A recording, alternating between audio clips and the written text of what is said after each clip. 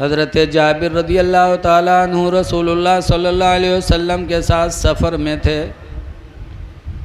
सरकार को एक जगह पैखाने की हाजत हुई तो सरकार पर्दे की जगह कोई नहीं थी, तो एक दरख्त को देखा तो सरकार ने दरख्त से फरमाया, तू अपनी शाखों को नीचे झुका दे, मैं अपनी ज़रूरत पूरी करना चाहता हूँ। जैसे सरकार ने फरमाया, दरख्त ने अपनी शाखों को नीचे झुका दिया, इस तरह झुकाया कि पर्दा हो गया। हुजूर गए, उसमें हाजत पूरी करके निकले तो हज़रत जाबिर जो साथ में थे वो भी गए, वो बाद में गए। तो जब वापस आए तो सरकार फरमाते, जाबिर क्यों गए थे? कहा, आज मैं आपके पैखाने को देखने गया था कि आपका पैखाना कैसा होता है। तो कहा, कैसा देखा? कहा, वहाँ पैखाना कुछ भी नहीं था, वहाँ तो मुझे मुझको अंबर से कई गुना ज़्यादा खुशबू आ रही थी। तो हुजूर ने फरमाया, जाबिर जो मैं खाता हूँ अल्लाह ताला उसे खुशबू में बदल देता है। ये अल्लाह की कुदरत है। अल्लाह बहुत बड़ा कादिर है, जिस चीज़ को जो चाहे कह दे वो चीज़ हो जाती है। तो शहीद रोज़ी पाते हैं, कब्र में वो ज़िंदा हैं, और जब शहीद ज़िंदा हैं तो नबी तो बदरजे औला ज़िंदा होंगे। इसलिए कि ये बताओ आप लोग, शहीद का मर्तबा बड़ा है कि नबी का मर्तबा बड़ा है? बोलो, नबी का मर्तबा बड़ा है। शहीद उम्मती हैं, नबी हैं, तो नबी का मर्तबा बड़ा होता है। तो जब शहीद ज़िंदा तो नबी बदरजे औला ज़िंदा। जैसे कि कुरान में कहा, वला तकुल्लहुमा उफ़्फ़िम वला तन्हरहुमा, कि माँ बाप को उफ़ न कहो और उनको झिड़को ना। उफ़ न कहो और उनको, भाई गौर से सुनो, अल्लाह फरमाता है माँ बाप को उफ़ न कहो और उनको झिड़को ना। कुरान में मारने से मना नहीं किया गया, कहा गया उनको उफ़ न करो, उनको झिड़को ना।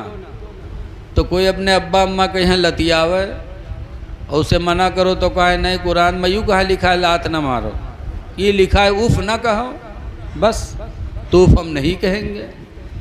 तो उसको पागल कहा जाएगा कि पागल, जब अल्लाह ने उफ़ कहने से रोका है तो लात मारना कहाँ जायज़ होगा? जब उफ़ कहने से मना किया तो माँ बाप को मारना कहाँ से जायज़ होगा? गाली देना कहाँ से जायज़ होगा? मारना तो और बुरा है, जब उफ़ कहना बुरा है तो मारना तो और बुरा है। बोलो, ये सब बातें होती हैं, लेकिन अल्लाह ताला जिससे दीन ले लेता तो उसकी अक्लें छीन लेता है। हज़रत फ़ातिमा ज़हरा रज़ी अल्लाह ताला अन्हा एक दफ़ा हसन हुसैन को लेकर हुजूर के पास गईं। कहने लगी, अब्बा अपने इन दोनों नवासों को कुछ दे दो। तो हुजूर ने क्या दिया? आजकल नाना के पास नाती अगर जाते कि नाना कुछ दे दो कुछ दे दो, तो नाना क्या देते हैं? 2 ठो टाफ़ी पकड़ाए देते हैं, या 10 रुपया दे दीन, या बहुत बड़े दिल के हुए तो कोई 1 बीघा ज़मीन दे दे नाती का।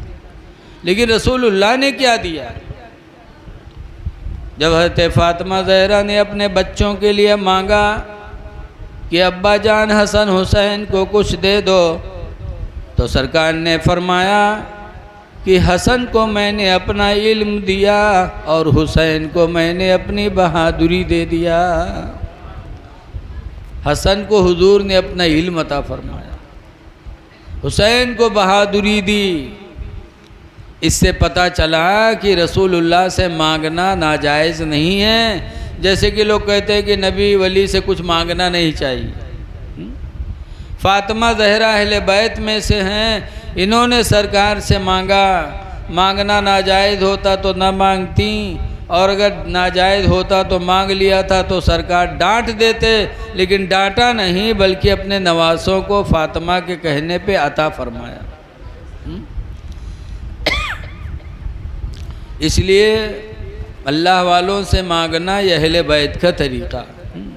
आला हज़रत इमाम अहले सुन्नत फरमाते हैं कि मांगेंगे मांगे जाएंगे, मुँह मांगे पाएंगे।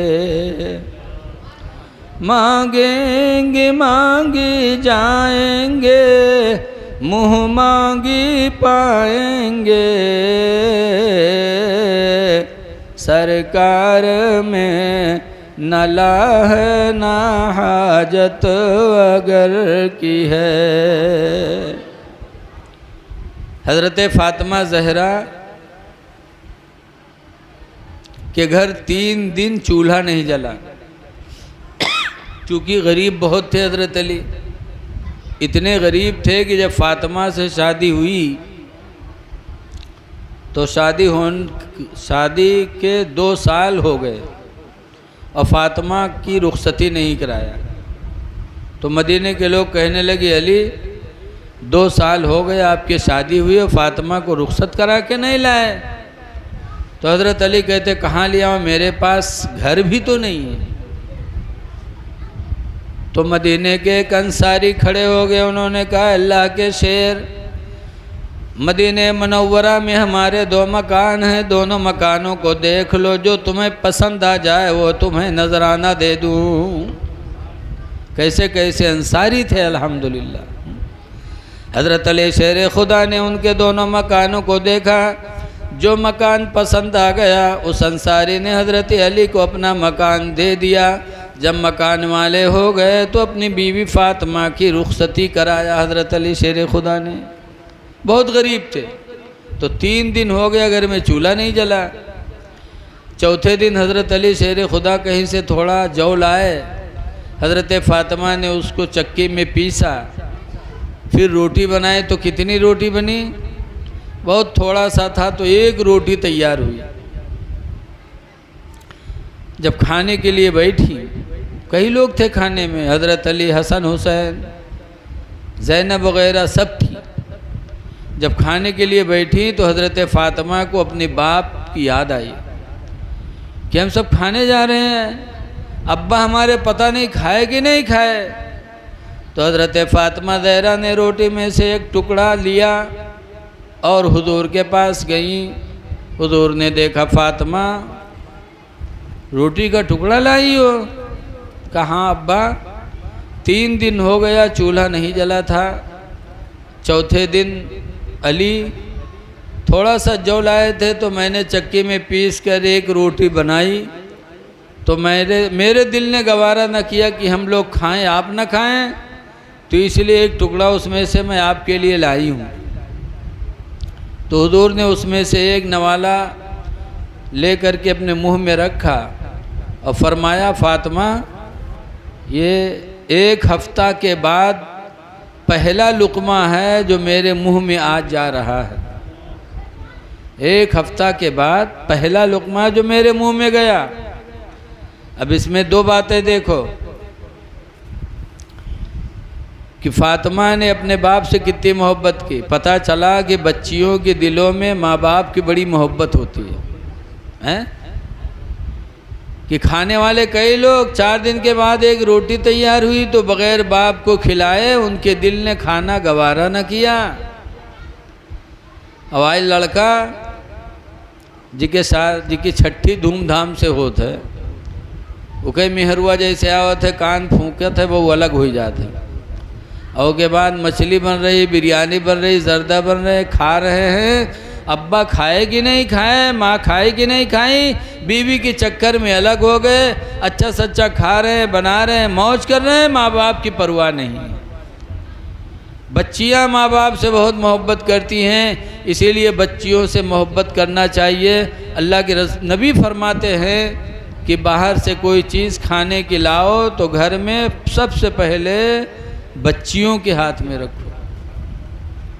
और दूसरी बात ये मालूम हुई